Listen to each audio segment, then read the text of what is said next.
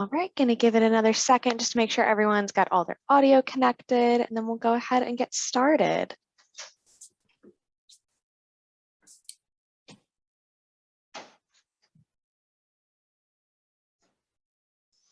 All right, looks like we're all set. Thank you for joining us today, everyone, for our June installment of our Outdoor Florida webinar series.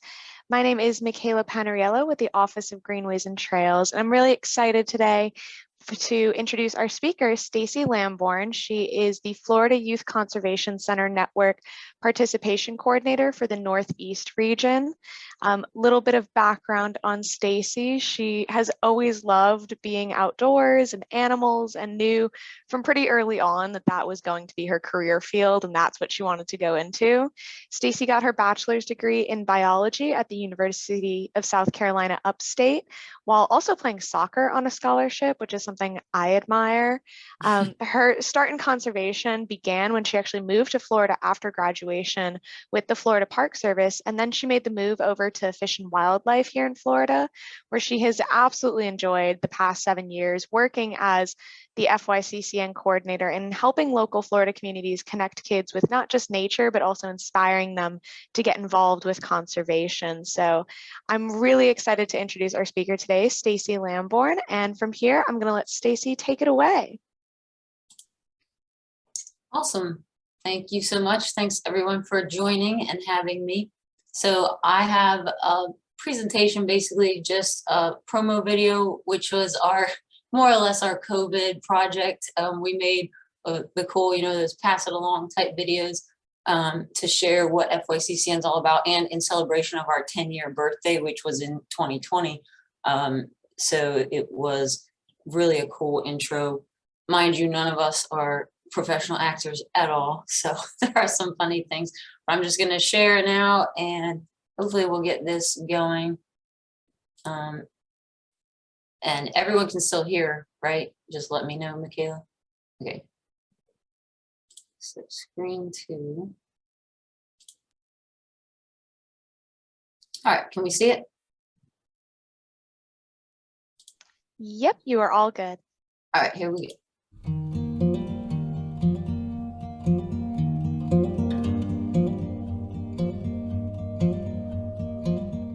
Hi there, I'm Daniel, the director of the Florida Youth Conservation Centers Network, where we are creating the next generation that cares. Come meet the crew and take a look at what we offer.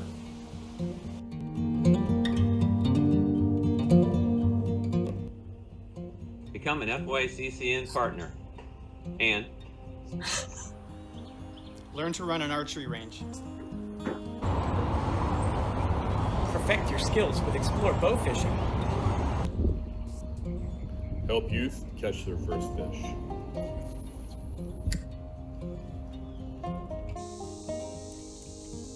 Host a fishing and boating camp. Become a certified paddle sport instructor. Discover Florida's native wildlife species. Check these species off your list. Project Wild curriculum used with more than 100 million students in the US, Canada, and Japan. Free educator training and materials. 4 locations statewide where youth can learn to love the outdoors and create memories for a lifetime. Explore hands-on marine science year-round. Fostering awareness and appreciation for South Florida's ecosystems.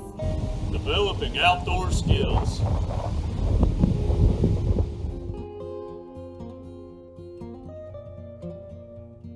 We hope to see you soon in the great outdoors. For more information, be sure to check out our website and Facebook.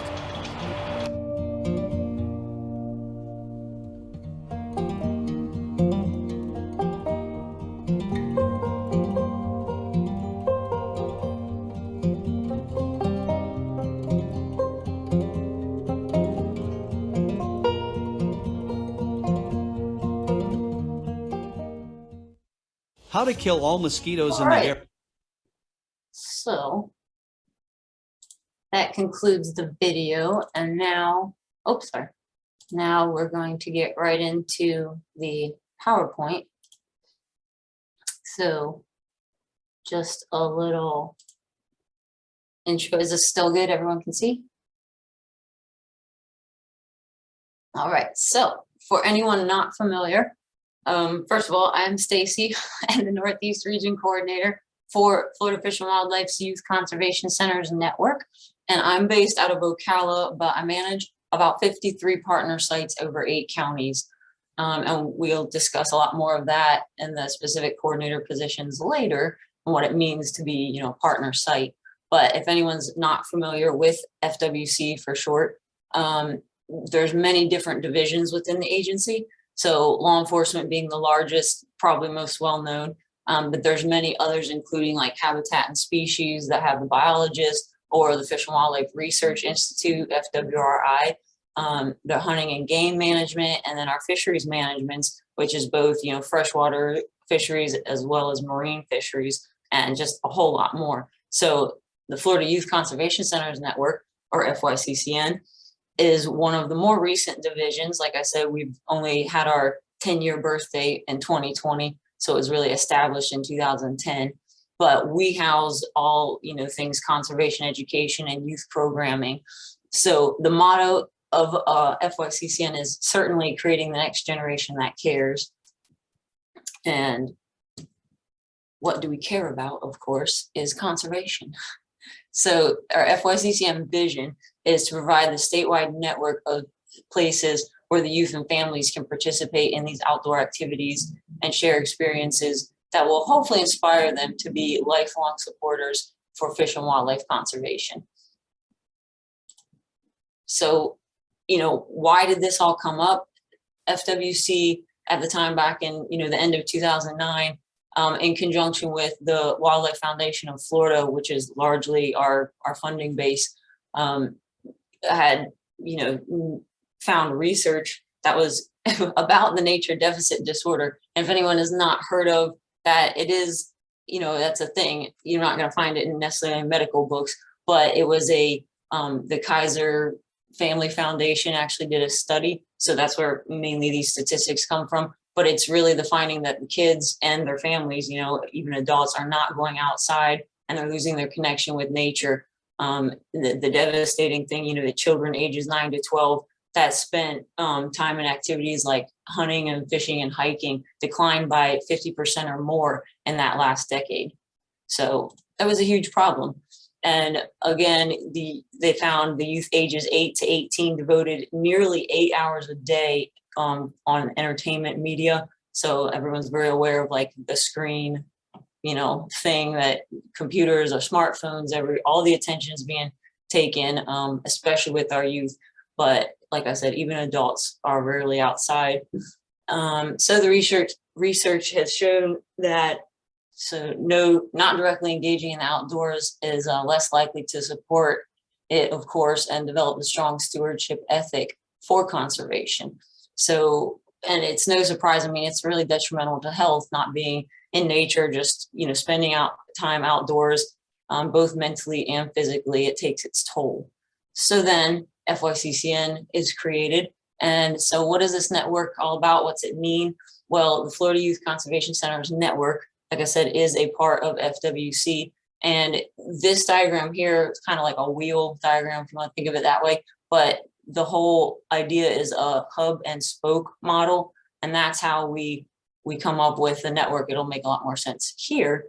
So this graphic, granted, it's a little bit dated, but it shows the hubs, as in these blue dots, which are our FWC/FYCCN owned, operated, you know, at least in some kind of cooperation, sites around the whole state. So there's very few of them in the whole state. So then what about all these families? We wanted anyone to be able to drive, let's say within, you know, an hour to get to any one of these places that can have conservation education programs. And that's where the partner sites come in, or these white dots. So, you know, they're to fill in the gaps really. And being a partner site means that you can get staff training by us coordinators mainly, and in any one of our 4 program categories, which these are kind of our 4 big pillars. And there's many subcategories and a lot of programming that's involved under them, but mainly speaking, it's the paddle sports or boating, fishing, shooting sports, mainly archery, and wildlife discovery, which has many things under that as well. So each one of our partner sites can get trained in any one of these. It really just depends on what the site has, what they can handle, and their geographical location, of course. But then also we can provide equipment to them to run these programs on a free loan, first come, first serve loan basis. So I would say there's easily over 350 partners in the state right now. Granted, the number is pretty fluid because some are they're active for a time and then staff changes over whatever things happen, and then if they become inactive. But it's always always busy. It's always a busy job just trying to make these partner sites. And let's see. So what are our basic concepts? So it's obviously the statewide network of sites that provide the opportunities to connect youth with conservation education and these fun outdoor activities. And we focus on programs and activities that have the greatest potential to instill the conservation values in kids. And really the bottom line is to get them outside and to then keep going and engaging in nature. And to continue it, we have the curriculum-based education, based lessons that correlate to the educational standards, as in the Florida school boards. And then the whole idea with the partner sites, obviously, is to keep costs down by leveraging those existing sites and facilities and using that to the full extent to have our programs, basically farmed out in a way. And it is free to partner, by the way. It just sometimes is a cost if they do certain trainings to get actual certifications, like in archery and the paddle sports. But we do rely on the partnerships and private sector fundraising for additional staffing and operational costs. And this was a great picture down here at one of my partner sites, Fort Matanzas National Monument. So there's many different kinds of partner sites. We can get into a little more, but it could be private, public, obviously national parks. We have many state parks. There's city and county, as well as YMCAs or church groups or just anything like that. As long as they have the youth and it's an actual organization, they can partner with us. So we really do specialize in, like I said, the four main ones, which is the fishing, boating, archery, and wildlife discovery. That's us as coordinators, but all these other programs, that kind of fall under there as subcategories are done, especially in the our youth conservation centers, the YCCs.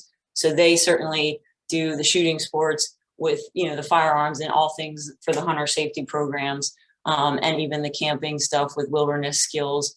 So there's a lot included. But we also, so here's to give you a little bit more background about the actual what goes on under each category, especially from my perspective as a coordinator, because I'm the one actually out there, making the partner sites, training them, giving the equipment and things like that.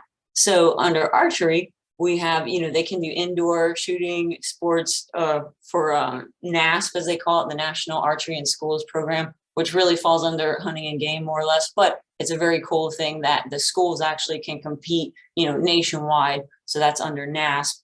And then really we do all kinds of public events. So training little kids, we call it try archery events, really. So in other words, if they don't ever go to these sites and they've never tried archery, how are they even supposed to know that they like it or this is a fun sport or something to do outside? So we do some public events. And here's a great picture of one of my partner sites actually running, just a youth program of, a beginner archery type of thing. And yes, by the way, this is a picture of one of the targets that I shot, but to be honest, it was a compound bow and it had sights and I probably was not that far away. So, and by the way, if anyone has questions, comments, feel free to put them in the chat or just hang on, because we'll definitely have discussion time afterwards. So fishing, our other main category, is includes both freshwater and saltwater. So clearly with the saltwater, there's many kinds of marine science, lessons and education involved with it, besides obviously just fishing in saltwater, but, learning how to throw a cast net, and things like that. We do run fishing derbies. So like as far as, under our fisheries groups in FWC, they have their own fishing clinics and things. But as us as coordinators and getting partners to run fishing programs, we have one very cool week-long program that's called the Fishing and Boating Camp. And that's not only teaching them how to use, the John boats and, oaring properly and with the partner, but using the trolling motor and all about boat safety, clearly always wearing the PFDs, things like that. And so that real goal is to create self-sufficient anglers by the end of the program. And to go further into that, so about our fishing, because this is a certain program that actually lends itself to its own certain camps, like an intensive, learning camp. So we have, and again, this is probably a little out of date. I'm sure there's like at least 23 freshwater fishing and boating camps around the state. And as long as the, site can handle it, because it is a lot. I mean, they get 5 John boats with the trolling motors and all accessories and everything, and including some fishing gear. But clearly those are a little bit more inland versus the saltwater camps are around, our coastline. And also program evaluation is a critical component of the things we do, especially considering these fishing programs, because this is one of the things that we actually can track through, FWC's big system. I'm not the one who does it, but they can give surveys basically to our kids who attend these camps, starting Monday, and there's a pre-survey, and then by the end of the week, the post-survey, but also, since they collect the information and they can send them, 3-year out surveys or 7-year out survey. And anyway, they have their birth dates and they can track under our licensing models, however they track them. But if the kid, when they turn 16, it can find, match it with the name and birth date and all. Did they attend a fish camp and therefore buying a license at the time that they were, legally supposed to? And there was a statistic, again, it was a couple years ago, that they found about 57% had purchased at least one type of fishing license out of it. And clearly, there's saltwater, freshwater, there's different kinds of license. But that's, I consider that's a pretty good win. And showing that, in fact, it does mean that we are creating some lifelong anglers. So boating, and again, more so for us coordinators, it's about the paddle sports. And so we have canoeing and kayaking. And for me in my region specifically, is we stick with just kayaking because it's all about the partner needs and wants. And when I don't have real requests or many people, wanting canoes and things like that, so I don't have that. But in other words, I have a trailer full of sit on top kayaks. But the thing about this is the partner site has to be ACA certified, which is the American Canoe Association. And then that's at least some form of certification in order to borrow our equipment. And it should be said, I think I didn't say it over in the archery section, but we work through the governing body of the sport. There is USA Archery, as in that's like straight Olympic style shooting, Paralympics, all that. So if they pay their $40 and do the online course through USA, do the test, and then we as coordinators can go in because we have a higher certification, in other words, as an instructor trainer, and we can certify them at level 1, or myself, I can instruct level 2 instructors. So anyway, as long as they have those certifications under just these 2 particular categories, because they're just that much more involved in its safety issues and things like that. But at some of the centers, they definitely have the stand-up paddle boards as well. And then, of course, with the John boats and the trolling motor stuff, I mean, that fits in under our fish camp. So we definitely include boat safety. But so wildlife discovery is our last main category. And this is really what it's all about, how it all connects. It's a big, category basically, because it does include much of our wildlife education, and it's really about the habitat. So obviously the kids have to learn the habitat and environment in order to understand the species that live in it. So just like our fishing curriculum says, no habitat, no fish, that's the whole idea. And here in this picture is one of our freshwater fisheries biologists giving the fish talk, as we call it, to a group of our campers in the fishing and boating camp, and he's holding a largemouth bass there. And so they do some really cool things more on the scientific side, like even dissections with the kids, showing them all kinds of fish biology. And then, so Project Wild is the national curriculum, and it's housed under each state's, Fish and Wildlife Agency, basically. So here in Florida, we control that one. And in fact, our supervisor is the state coordinator for Project Wild.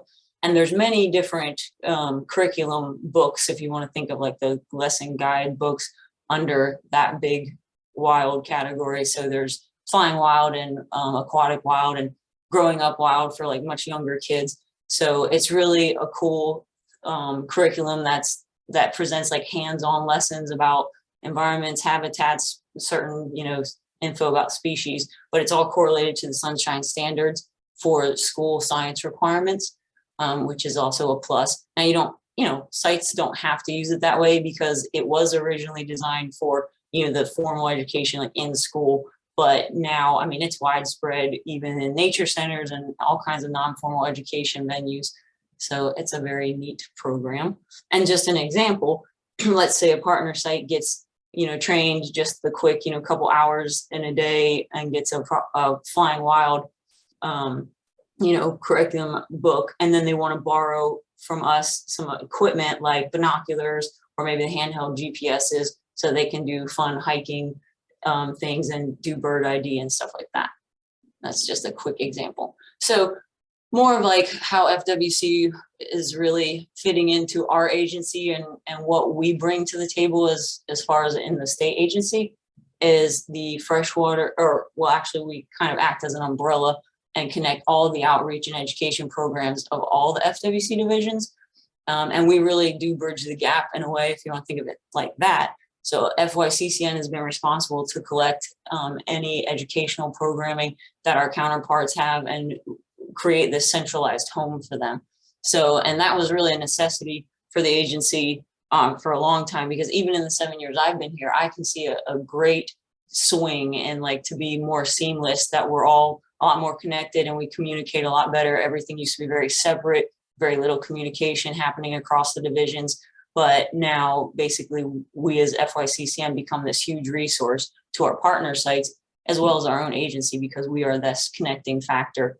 And then we can have all this, professional field work and the staff knowledge that can not only be incorporated to the programs and materials that we offer to the partners, but it also can be utilized in our own youth conservation centers, which are known as the YCCs. So here we show our 4 up and running conservation centers right now. And don't really mind any of the like breakouts. They were basically kind of old regions breakouts, but they do change and shift as we grow in partners. So anyway, Joe Budd here is up in the Panhandle, and we have the Ocala Outdoor Adventure Camp, which it still also goes by, Ocala Youth Conservation Center, but that's here in my county of Marion County, right near Ocala, but it's more in the National Forest. So Suncoast Youth Conservation Center is in that Tampa Bay area. It's actually in Apollo Beach.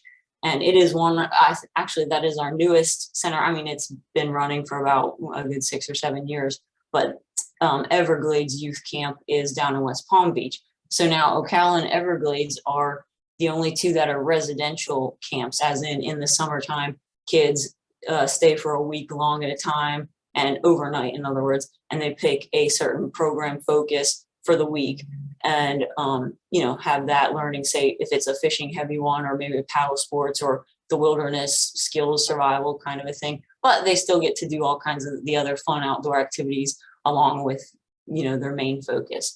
So then Joe Budd and Suncoast are basically day camps. So they still run summer camps, but the kids don't stay overnight, but they really lend themselves to the area that they're in, as in what kind of programming they do. So Suncoast is much more marine science focused. And it is an amazing facility, state of the art, interactive exhibits and things. They're right next to the sea turtle rescue thing, and they're building like another manatee research thing. So if anyone is from or just wants to take a visit over to Apollo Beach, you got to visit that. They do now have, public hours, basically kind of like a 9 to 5. And you can always call and make certain appointments. And then same with Joe Bud. It's very fishing oriented and a lot of cool, it's more rustic, let's say. So the outdoor, it's like a cabin and they got their fun education system, but they do a lot of neat, wildlife, what do you call it? Like the trails through there and interactive trail stuff. But anyway, I think we'll just call it that. So you can always call there and have school groups get scheduled for, field trips and things, but you can also do some fun weekend activities that even Everglades hosts, like the weekend learning seminars. So anyway, things to check out. We have them through the website I can talk in a second about. So just so you know, if anyone might be curious, so I'm one of 8 coordinators in the state, and this shows our regional breakdown a lot better. But mind you, so there's always questions like, so why is Jake over here with 4 counties and poor Kristen's got all these counties in the Panhandle?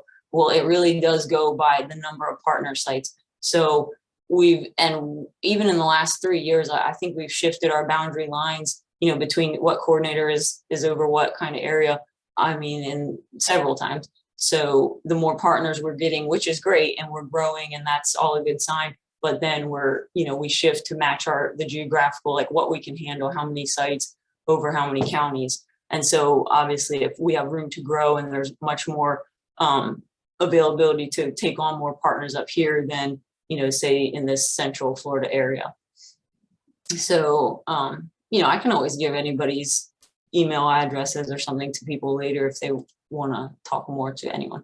So in short, we're growing a culture of kids that care about conservation and reconnecting them to natural Florida. And hopefully in the end, we're inspiring them to become lifelong stewards of the environment while staying active and engaged in the outdoors. So here was a cool picture I took at our Ocala Adventure Camp, and they have fun, FWC professional staff give these presentations, in the evening, kind of like the fun talks. And this is one of our canine wildlife officers, and he's got his canine Moose there, the tracker dog. And he ran a cool demonstration showing the kids how the dog tracks and just all kinds of things that work. And same with the fisheries guys do their fish talks over there. So it's a really neat thing for our camps have this connection with our FWC staff. And we're definitely creating that next generation that cares. That's what it's all about, mentorship.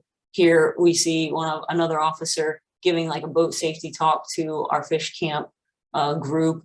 We run, again, a lot of, it used to be a lot more before pandemic days, but the, public outreach stuff, big programs that we're teaching kids, just try archery events, obviously mentorship programs for the youth hunters, a Florida program that they can go on hunts with, obviously with a guardian, but also a master hunter, as they call them. So they get an experience for real live hunting, but and then a lot of kayak led programs. But here is our website. So definitely check that out, fyccn.org.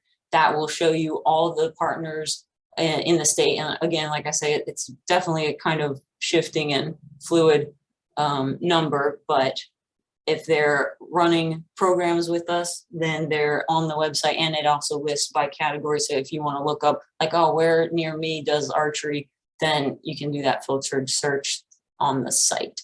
So other than that, it concludes the, message that I wanted to share with everyone, but I definitely want to open it up for questions and have some discussion time. So we'll just stop sharing now and I don't know if Michaela, if you had questions that people asked you or something. Yeah, so we do have a question in the chat, and thank you for all of that information, Stacey.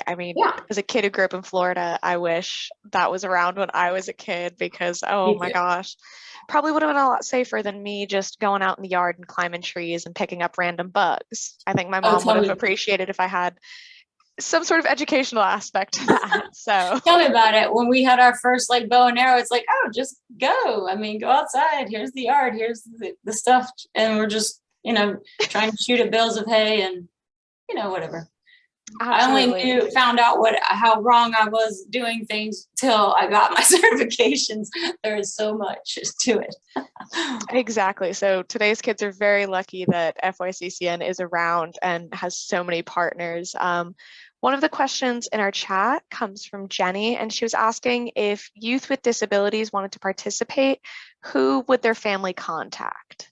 They can still contact our sites, especially if they're finding the center. Oh, I should say if they live near one of the centers, you can definitely call the center directly. A lot of times, so this is a really neat thing that we've more recently started partnering with the, I might blank on their name, the Sportsability, like the, it's a Florida foundation program too, but specializing in that adaptive equipment and running. So we've done archery and paddle sports even under an adaptive element, like with just specialized equipment, as long as the point is they just have to know ahead of time. If you can call the center or even the partner site, and most of these programs, especially considering the archery and kayaking stuff, because it's involves the equipment that can be adapted, and archery is definitely very adaptable. So yeah, just call one of the centers near you or the partner site and just simply ask them, because all it usually takes is minor accommodations, like as long as they can have, you know, certain equipment, or we can find it, borrow it, whatever, it's still easy to participate in. Absolutely. Another question that we got from Marisol is, are there any opportunities to bring these programs, or at least introduction to these programs, to local schools? Yes. You can certainly introduce them. The only thing, like if you're asking, is a school actually become a partner? It's usually not the case. I mean, we have like very few schools, and I only say that in that they're not really a partner to do, you know, these outdoor traditional ones, because I'm not going to go kayaking like at least on school time or whatever. I mean, if they do archery as a school group, that's under, like I said, the NASP, the National Archery in Schools, as in they're going to make a team, and so that's kind of not really, that's under hunting and game, because it has its own whole section about competitions and going the team way. And if the school's involved with us, is usually through Project Wild, because again, that was what it was formally introduced for, because those fun hands-on activities all correlate with their state standards anyway. So they can inquire about it. I can't loan equipment to anyone who's not a partner. And in other words, like I said, it's just tougher with the schools because of just how the nature of it, how it's run. If they have an after school like club, so there's fishing clubs, yes, then that's a yes. Like if it's kind of its own thing, but then it would be like the fishing club is technically the partner. And yes, it's run at, you know, the physical site is the school, it could be the address, whatever. But if that maybe makes it a little more clear, sometimes it gets very confusing as to like, what is the actual partner site? But yeah, hopefully that helps a little. Yeah, and is there a way where, I know you said that a lot of the centers do day camps. Have you in the past worked with schools to bring like classes to, like classes of children to partner sites or to centers? Is that something that has been done or can be done? Oh yeah, it's definitely done. So in both ways. So the centers, RYCCs, are available to book for field trips, or, you know, however they want to call it. If it's just a school outing and they want to be there to do, you know, whether it's learning or just to hang out and take the nature hike and eat their lunches or whatever it is. But also our partner sites, like I can give an example, our Orlando County Environmental Protection Division, you know, just a certain section under Orange County, that they go out into schools and or for scout groups or whoever the user group is, they go and give presentations to these youth groups, using a lot of times our stuff. If they have the bear kit, as we call it, or one of the wildlife kits, and they run like wildlife detective or, you know, anything introducing the Florida black bear to them with a very cool full pelt, as we call it, you know, it's head intact and just beautiful, you know, fur pelt, along with all these accessories of a Florida black bear. So that happens, and it's usually just a matter of getting a hold of the partner site. It really starts with where you live, like where are you at, and then we go from there. We'll find the close site. I mean, like I said, you can always ask me, because if you're in our area, like that Marion County, St. John's, down to like Volusia, Lake County, all those, Orange County, that's all me. If you just want to ask the coordinator. But again, just going on the website, the fyccn.org, and just looking under the top tab that says our partners, you find your region, or, you know, just where you live in general, and then it'll list those partner sites, and then even show you further down, if you like click on their tab, what they offer, you know, hopefully the time that they're open, a phone number. I mean, just kind of have to look on that side. Definitely. Well, that sounds awesome. Like I said, I wish I had that when I was in school. Question that I kind of had, and if anyone else has any other questions, please feel free to drop them in the chat or ask them. We are open to all questions. But a question that I had is, a lot of the work that FYCCN does relies on your amazing partners and your partner sites. I kind of wanted to ask about, for people who want to start something like FYCCN in their local communities or get really involved with that, how do you specifically as a coordinator go about connecting with partners and recruiting new partners and getting out there to expand your reach? Because it seems like a lot of the great work that the centers are able to do are because of the reach that they have through their partners. Yeah, it's definitely true. So back when we were first starting, and I mean, I can say with some certainty because I've been in the position quite a while, and it used to have to be a heavy recruitment tactic, like go to literally table events, go to these big, wherever there was going to be people, get the name out, get the brand, get the logo. I mean, to just tell, I mean, people in our own agency weren't even exactly sure, FYCCN, what do you mean? You work with us? Like, who are you? And that was just the way it was. But in the last even 5 years, I mean, everything has really started to come together. And to the point where, in other words, like you could see in that one map that, you know, Central Florida, the whole of the state, the whole middle is just blowing up with, you know, word of mouth, really. So the more partner sites we have, they then connect. I mean, that is all part of that network idea there. And so they not only connect with their own other partner sites and neighboring facilities, and, oh, you know, you do that too, and well, we do this and you do that, so hey, let's collaborate, or even sharing equipment, things like that. And that is the whole idea behind this, to get everyone more connected and reach youth more so that way. And so therefore we don't have to go out. I certainly don't have to go recruiting anymore. It's they're coming to me. And now it becomes the fact of like, well, how much can each coordinator handle? As you see, so we've actually added a new coordinator. There was only 6 coordinators at my start, and then we went to 7 because then that Southwest region broke out, and now it's broke out again. And so we keep kind of shifting our, like, making it slightly smaller areas, but we're still having more partner sites. So in other words, you know, not as much recruiting needed in our, you know, central spot, whereas the Panhandle still has room to grow, things like that. And that's really just a matter of, I mean, where people are, where are the communities, who needs what kind of service in those communities. It's really about diversity. We always are looking to try to expand into those underserved communities as they're, at least we know them as, and that could be, you know, economically, socially, just whatever, in whatever way, just to reach more kids who would otherwise not have the opportunity.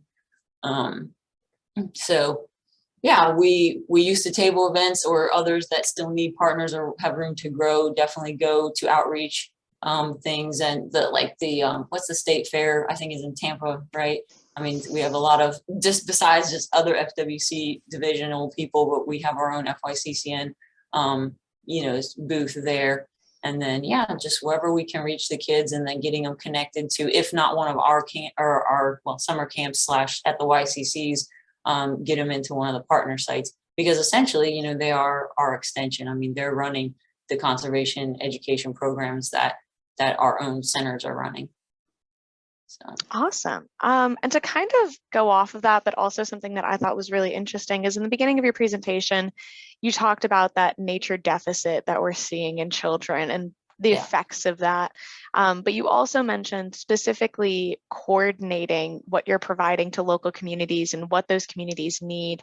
How do you really go about really reaching out to those kids, like you said, in underserved communities that, I mean, I know growing up, I grew up in a very wooded area where it was very common to run around outside, but I know a lot of people that's not the norm in the area.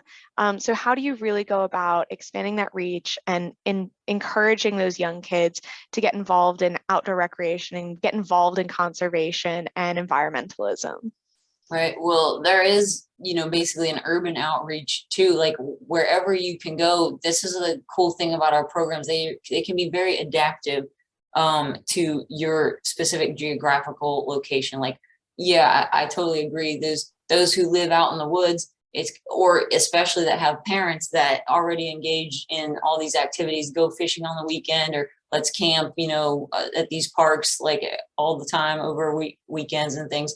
But if those kids that just don't have that opportunity because of where they live and because they don't have, the parents don't have the time to, be taking them, we totally understand that. And therefore, it really is about understanding the partner site and where they are, one, located, like physically, what's around them, what's their features. So when I go and make a partner site or just check out a potential partner site, those are the things we're checking out. It's, site assessment. I mean, where are you? What do you have here?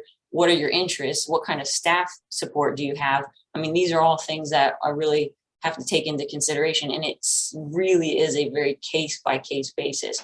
What is going to work for one site is not going to work for another. And just because they want to do fishing, does it mean it's reasonable or going to happen? Well, maybe not on their site, but hey, they could, if they could just get a bus or they have a control group of, I tell them start small. That's always the key. You got to start somewhere, make it simple and manageable, have a cap on the number of kids. You can take them to, say another partner site that's very close that has the pond. So we can train them up, their staff for fishing clinic instructors, as we call them. And then boom, they're running a program and make it work, even though it essentially wouldn't have happened at just their site. And then there's the partner sites that don't even have an actual physical location. They are the entity. And then that is how they run their programs, is by using those other already there facilities and just having a meetup time. Here's what we're going to do and when, and, the parents can get them there. Or of course, like we said, if it's a school group or things like that, and they can show up and still engage in these fun activities, regardless of where they live, even if it's an urban setting. I have quite a few community centers that are the partner site. So they can still run archery in the gym. They can still do the fun wildlife activities. There's even a schoolyard wild, I think I want to say, but specific curriculum that for an actual school, kind of making like habitats in the backyard / the back of the school, wherever there's grass or land or anything, you can still see birds. You can still, engage in some way. And that's what it's all about. You find nature, you can see it. It can come to you anywhere, and you can go find it as long as you know what you're looking for and how to go about it. So I think we really do work well in that kind of, at least, because Project Wild's tagline is like, how to think, not what to think. And I do really love that. Is kind of, I feel like that's a little bit of our whole overall, it's how to do it, and the freedom of, to find these things out for yourself, instead of just being kind of spoon fed or led around. Yeah, so it sounds like kind of the best practice there is bringing those opportunities to kids sometimes, not just Definitely. slapping a label on a partner site and promoting it. Oh yeah. I mean, yes. It would be like easy if that's all we could do, but it's a full-time, I can tell you with no uncertainty, full-time, very sometimes difficult job, only in that it's a lot of travel, it's a lot of constant connection, but that is the job, and that is why I love it and why we do it. It's not only reaching my staff, as in my extended staff, is the staff members of my partner sites, and it's serving them and it's training them, getting to know them. And yes, people come and go all the time, but really, like, what do we start and get established in that site, in that place, that center, that community? Because as long as the program really gets seated in there, other people can take it over, or, new ones come and run it. But as long as you're so right about it's the people at these contact or the partner sites that really make all the difference. I mean, it's any program's only going to grow as much as a person is willing to put into it. So that we have found. I think there's something to say, I think in any regard, that's really important, is being hands-on with it. Yes. Something else we're that you had physically mentioned. Yeah. No, sorry, go ahead. Oh, that was it. We definitely go, it's face to face, it's personal. Yeah, you can't really do this job by just emails or calls or something. But I don't think it would be as exciting if you could. I wouldn't do it if that's all we were doing. Something else that you had mentioned was you had talked about partnering with people in the private sector, not just for partner sites, but also when it comes to funding opportunities. I know a lot of people, funding can be make or break for getting a program off the ground, and a really great program.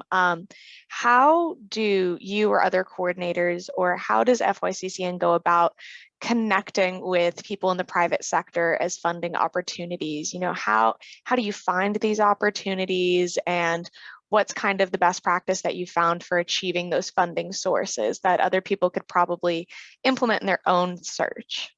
Well, the thing that comes straight to mind is grants. I mean, we're still no stranger to, and granted that's not exactly my role, but we have a part in providing the certain data that is needed for doing applications and things like that. So those are administrators above us. We recently just got the Turner grant, the Turner Foundation grant, and sometimes it's very specific. It has to be whether it's about hunting or shooting sports, or maybe ones pertaining to fishing only, like what kind of, if you're doing angler education, then you need, put this, the application in for said this amount, because we need this, and this as far as equipment goes. And a lot of, in particular, the one we just got was for the fishing and boating camp equipment. So like getting to be able to buy more trolling motors, the batteries, you name it. I mean, anything that had to do with that equipment of that program.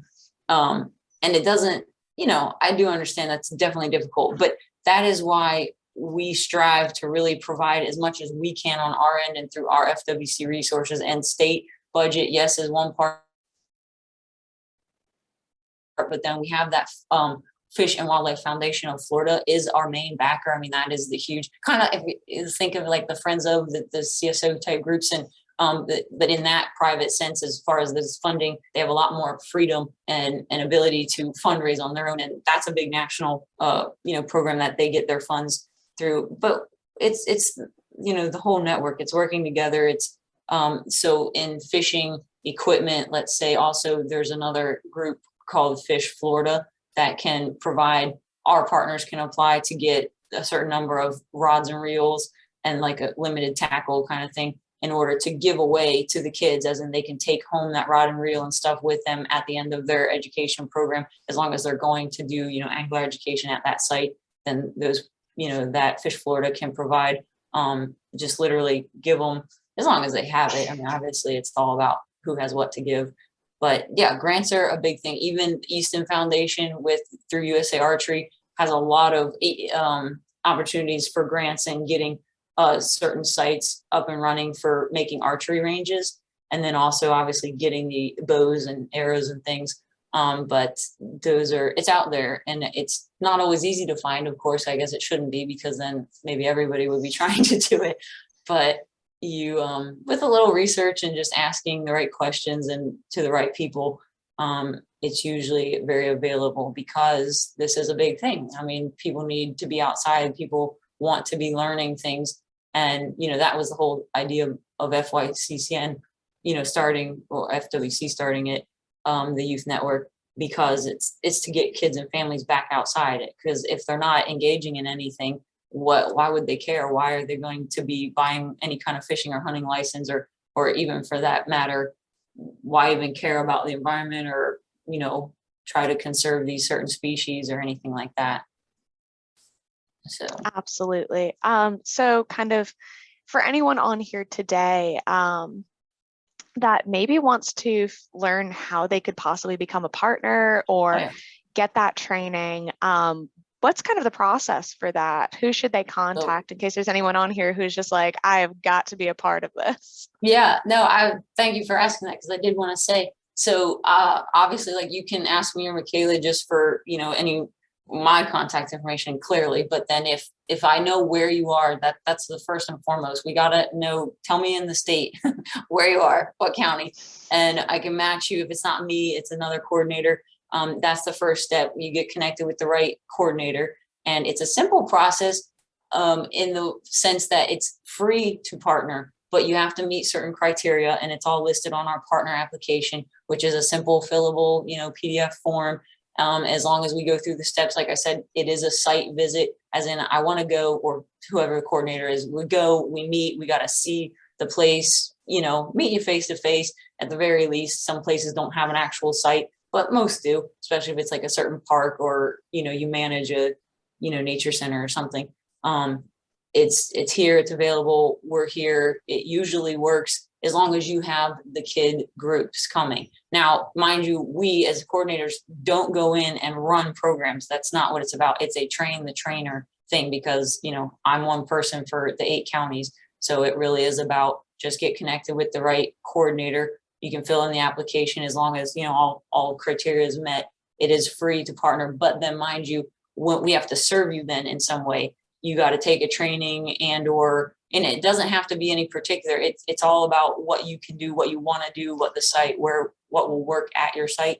And as long as you give, or not give, but understand that certain trainings will cost, because that's not through us. If FWC can provide it, it's free. But when you're doing archery certifications and or the paddle instructor certifications, those are where archery is far less expensive than the paddle. But mind you, USA Archery, if you're even getting a level 1 instructor cert, it's good for 3 years. Whereas Paddle Sport 1, it's good for 4 years. And I mean, it's a couple $100 if you're doing the actual full-on instructor. But you could just get like a skills thing. Anyway, and obviously varying costs as to what you're gonna specialize in. But once we've signed you up, which is the application, then we get all the needed info. You know, it's paperwork. It's provide us some pictures to put on our website. You know, we want to post you guys. We want to make sure the partner site is advertised just as well. And then getting us some kind of service from us, like we give you a training, or either we provide it or hook you up with the, you know, ACA instructor person that runs those courses. And then we can provide equipment, and not all equipment. Like, you don't have to go through some certain specialized training, like just to use the bear kit or just to use binoculars, or, you know, I mean, we just I got to know what you're doing. I just need to know what kind of programs you're interested in. And then, yeah, that's basically it. And then it's just a constant from there. The main requirement from the partner site is to report your participant numbers.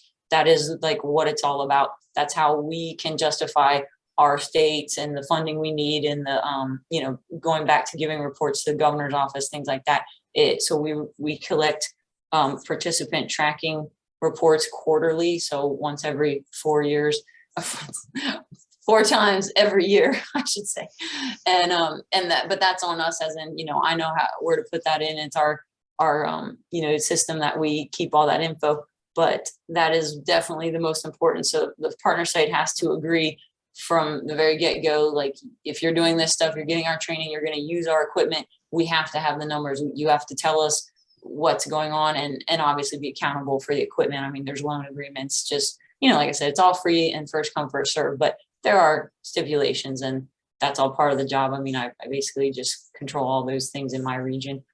So yeah, step 1, just the first and foremost, find out who your coordinator is based on your area you're in. You could ask me, or you could get my info from Michaela, or we can put that map somewhere and you can just see their email addresses.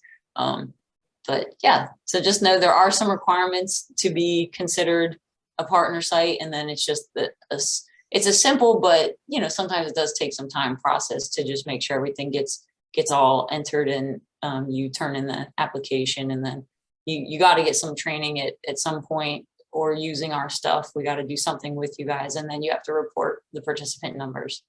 So in a nutshell, that's it.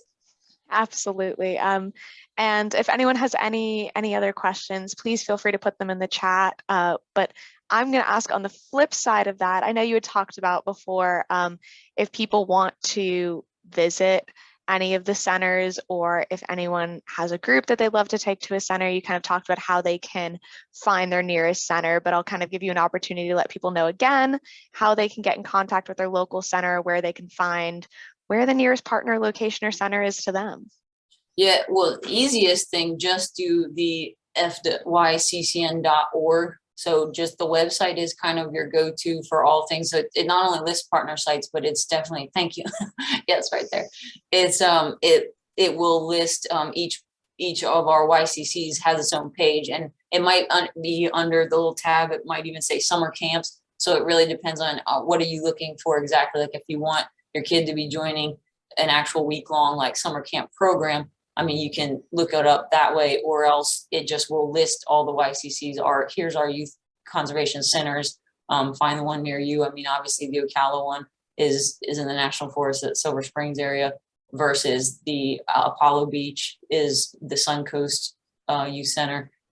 West Palm Beach, it's actually in the property of the J.W. Corbett WMA, or Wildlife Management Area. So if you're anywhere in that, Palm Beach kind of area, it's that's the Everglades Youth Camp. And again, the Ocala and the Everglades one are the only two that actually do the kids stay overnight for the week long in the summer program. But then throughout the year, I mean, they have many things available. And even like Ocala especially has, like any kind of user group can book that for a weekend, or, hold seminars, or hold, what do they call them? Like the company retreats. And so like, they want to go out and like, hey, let's just try our hand at what's this archery thing. And then, sometimes those are very interesting requests, but definitely do the website. You can really find any and all information about any of our sites, whether it's partners or the YCCs, through that. You can ask me if you're in, my area, if you notice that through the regional map. You can ask me and I'll hopefully be able to direct you to the exact right spot. Well, I don't think we have any other questions in the chat. I'll kind of give it another minute if anyone wants to type their question in the chat, but I wanted to thank you, Stacy, for that amazing presentation, all of that great information. I think it's amazing the work that FYCCN is doing, getting kids back outdoors and getting them engaged in all of these really fun activities. If you have any questions at all, anyone, please email us at the Office of Greenways and Trails at floridadep.gov. And if you want to find out who your nearest coordinator is or anything like that, we can absolutely get you that email from Stacy. We can get you Stacy's contact information. So send us an email if you have any questions, comments, or concerns. We're also going to be sending out a survey after this webinar. It's just so we can provide you with better topics in the future and find out how we can better serve you. So please fill out that survey. It's completely anonymous. We've also been recording today's webinar, and we'll be sending out this recording and the link to it this upcoming Friday. Please feel free to share it with anyone who you think would enjoy this information, so that we can get FYCCN out there even more. They're doing a ton of great work and are growing so much. So as much as we can continue that, that would be awesome. So we'll be sending that out, like I said, this upcoming Friday, and feel free to watch it whenever you would like, or share it with all of your friends. Thank you all for joining us today. And thank you again, Stacy. It was an absolute pleasure having you join us for the Outdoor Florida webinar series. Definitely. It was awesome. Thank you all. Enjoy the rest of your day, everyone.